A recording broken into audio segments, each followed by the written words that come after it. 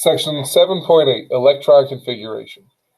So this is a way that we're going to show where the electrons are located. This is going to show an address for each of our electrons. We're going to go by three basic rules here. First rule, the Pauli exclusion principle. No two electrons can have the same quantum numbers. Last video we talked a little bit about quantum numbers, and it's kind of like the same idea as saying no two seats at a stadium have the same ticket. All right. What we really need to focus on is we can only have one up arrow and one down arrow in a particular orbital. Hund's rule. One electron in each orbital before doubling up. Think about strangers on the bus. All right, everybody sits alone until we have more than enough people, then we have to start doubling up. So in s orbitals, or in s sublevel, there's only one orbital, so we don't have to worry about it. But in p or d or f, we have multiple orbitals. We have to have one in each, then we can start to double up.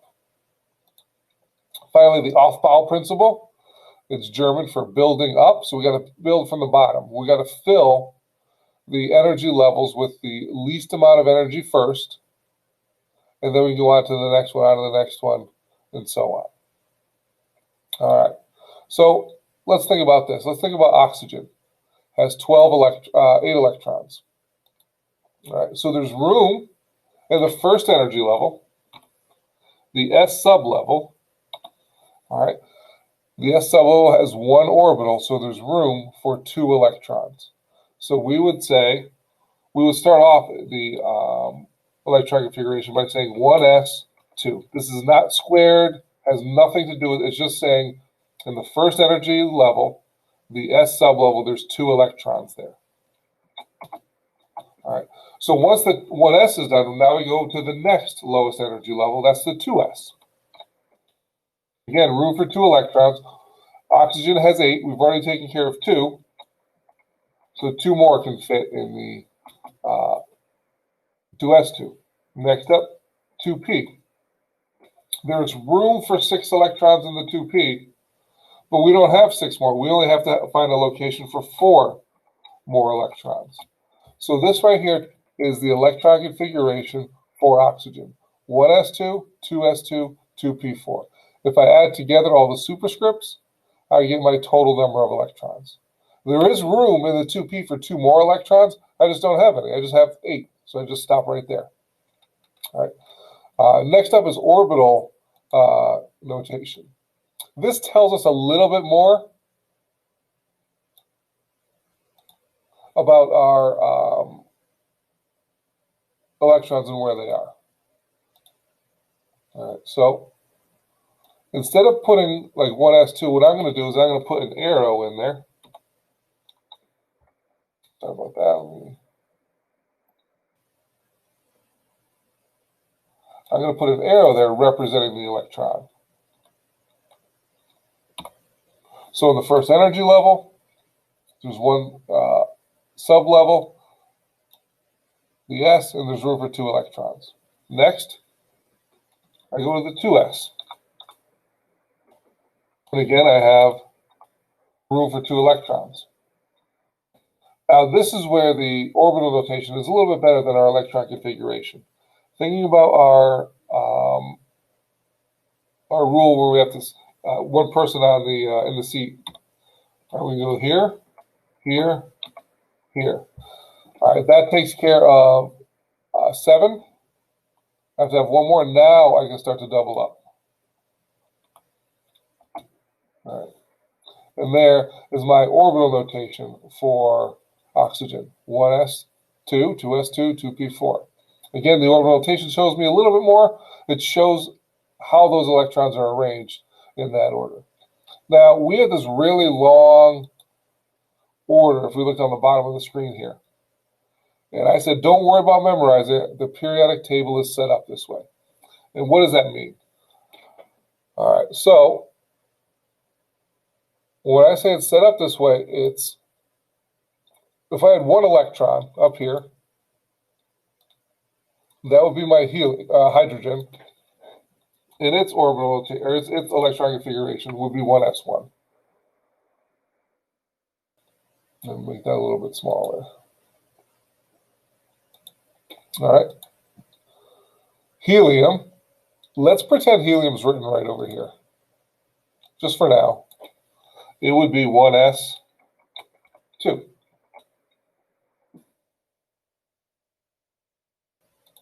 All right. Now, so we come over here. Let me get my 18. All right.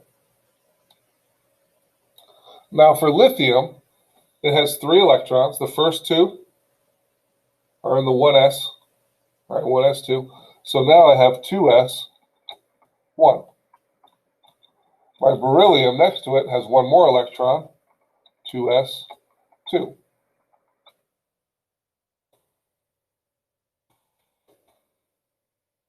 So what I'm doing, I'm accounting for the electrons. And so beryllium's whole electron configuration will be 1s2, 2s2. The 2s is filled up. So I come over here. So boron, all right, is going to end here.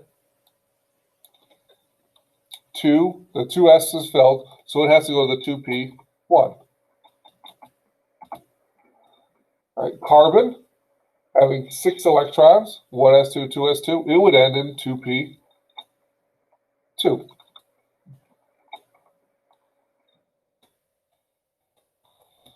Next to that, we have nitrogen, 2p3.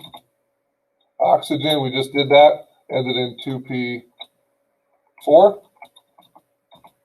We have our fluorine, 2p5. Finally, we have neon, 2p6. But now, with our electrons filled in the 2p, where do I go next? I'm going to come down here. Hey, I'm starting to see a pattern now. All right, everybody here, if I look in this row, look in this column,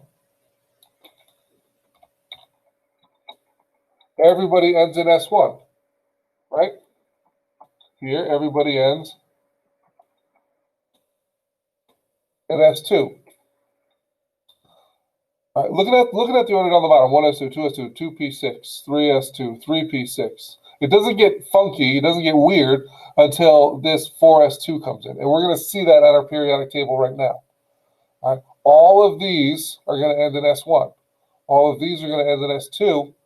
This right here, these first 2 columns are called the S block.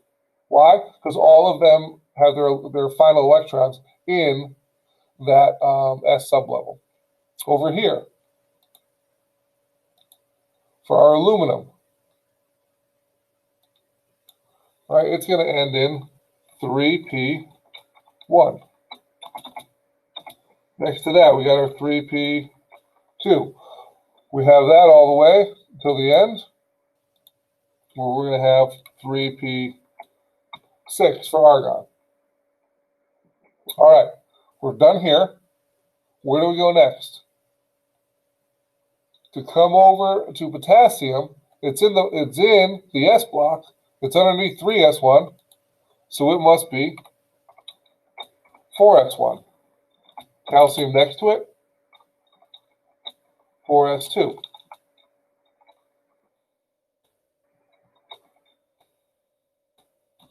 Now what do we get into? Well, these are all P's, right? So what are we going to call that?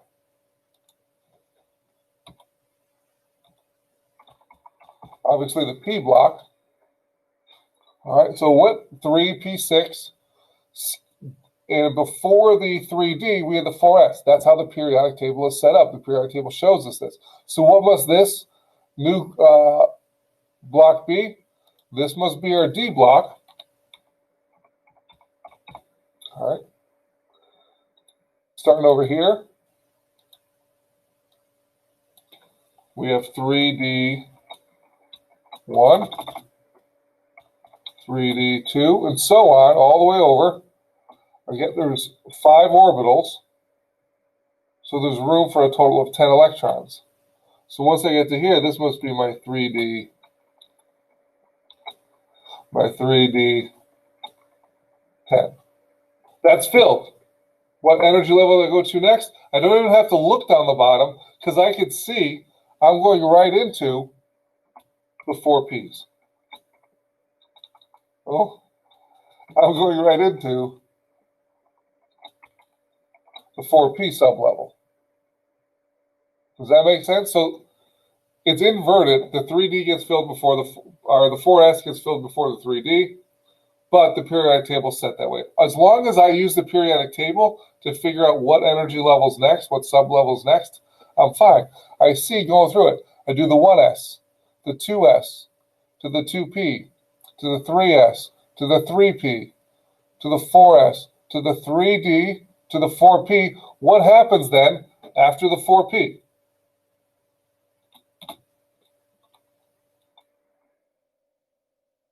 I finish up 4P6. Gotta go down over here. Obviously, the next one is up is 5S1. 5S2. Where am I back to now? The 4Ds. All right. So what I have to remember is the top of the S block is the 1S. There is no 1P, so the top of the P block is the 2P. Does that make sense, right? We said the first energy level has one sublevels, the S. The second energy level has two sublevels, the S and the P.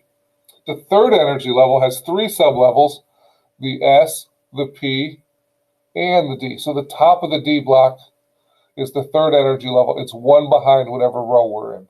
We're in the fourth row, so it's the 3D. We have to remember that. All right, let's keep going for a sec here. We go 4D,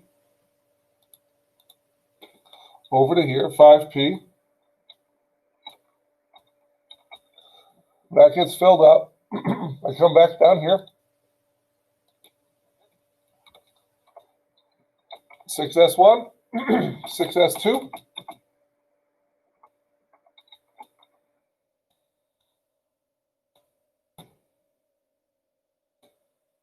And now what I do is I jump down here. All right, I jump down here. Just like the top of the D block was the third energy level, the top of the F block down here is the fourth energy level because it's the first energy level that has four sublevels. It's the first one to have the F. So this is going to be 4F1. And this is going to go all the way down here to 4F14. Once that's done, I jump back up here underneath 5D. All right. Down here, we have our F block. All right. So the periodic table is set up this way. As long as we follow it, we go 5D. What comes next? There must be 6P. That finishes. I come back over to the S block, 7S. I drop down to 5F, back up to the 6D, and then the 7P. So all of this is on our periodic table. We don't have to memorize this crazy long strand. We just have to know the S, P, D, and F blocks. All right. Here, if you wanted to write it all out, you can pause the video and just to make sure you have it all correct. Okay. Here's the extended periodic table. If you know how we hit 6S2 when we jump down to 4F? Well, what if we put the F block into our periodic table? This is what this extended periodic table looks like. The reason why we don't do this, it doesn't fit on a piece of paper very well, and we don't use these lactanides and anthonides too much. All right, so here's a little practice. Again, we're just following our rules. Here it's asking for electron configuration. So for carbon, we do 1s, room for 2 electrons. 2s comes next, room for 2 electrons. That's 4 electrons total. I've already taken care of. What comes after 2s? 2p. And I'm just going to stop at 2 because I just need a total of 6 electrons. Calcium, 1s2, 2s2, 2p6. So I've taken care of right now 10 electrons, right? I have 10 more to go. Where do I go after 2p? I go to 3s, again, room for 2 electrons. Then comes 3p, room for 6 electrons. I'm at 18. What comes next? The 4s, room for 2 electrons. That's gotten me up to 20. There's my calcium. 1s2, 2s2, 2p6, 3s2, 3p6, 4s2. Total of 20 electrons. Phosphorus, again, we always start out the same way. 1s2, 2s2, 2p6, that's 10 electrons. 12 electrons. Now we go to the 3p. Room for 6. We only need to put 3 in there for a total of 15 electrons. Some harder ones. Pause the tape and try these. All right, iodine is 53.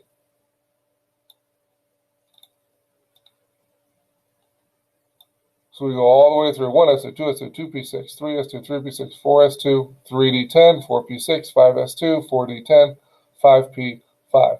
Californium, 98 electrons.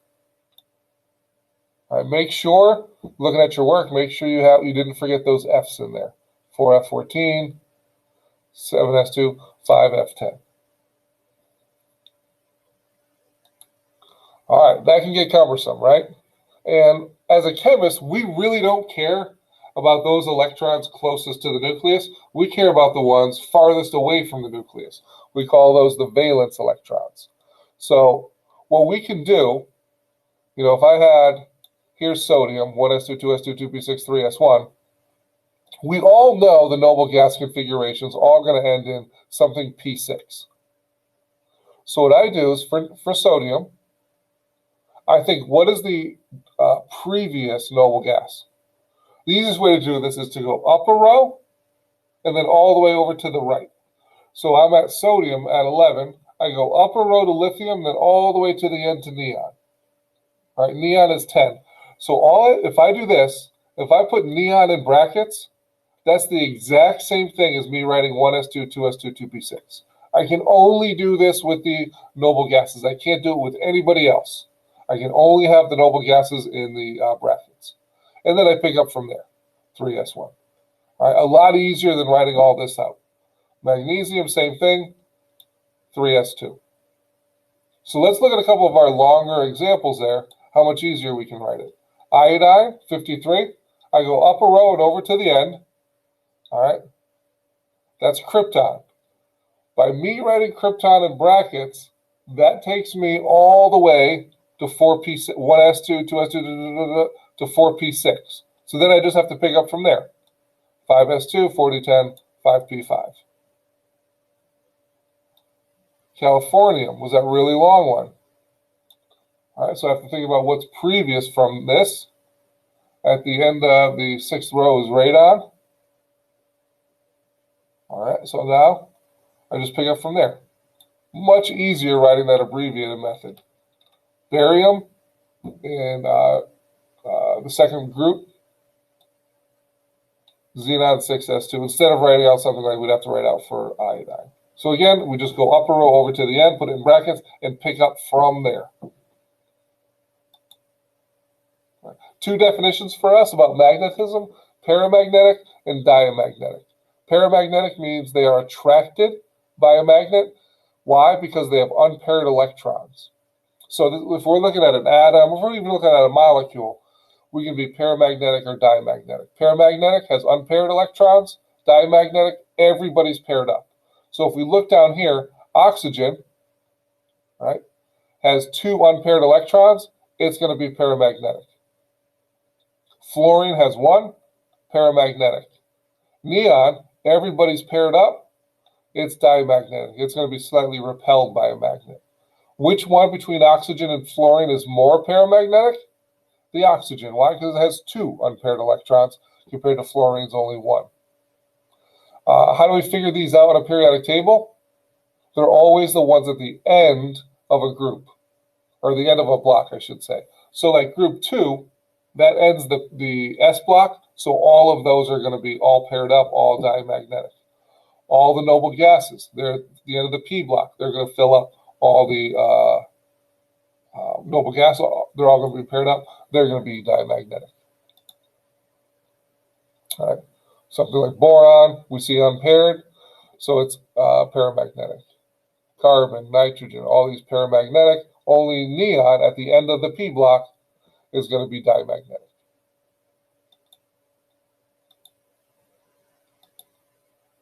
Are there exceptions?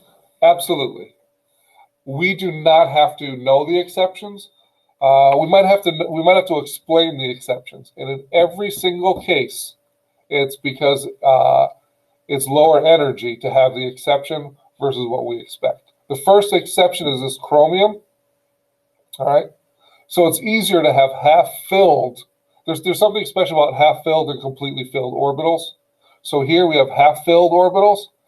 And there's something to that makes it a little bit lower energy than what we expect to have is this electron over here. And we expect to have 4s2 3d4. Instead, one of the electrons from this pair bounces over to the 3d, and it fills up that 3d. Copper down here fills up the 3d before the 4s. Again, why? Just has to do with the energy. It's a lower energy state to have that filled d sublevel. There's a whole bunch of exceptions, particularly the lanthanides and actinides. We don't have to worry about them. Just worry about the basics of our electron configuration.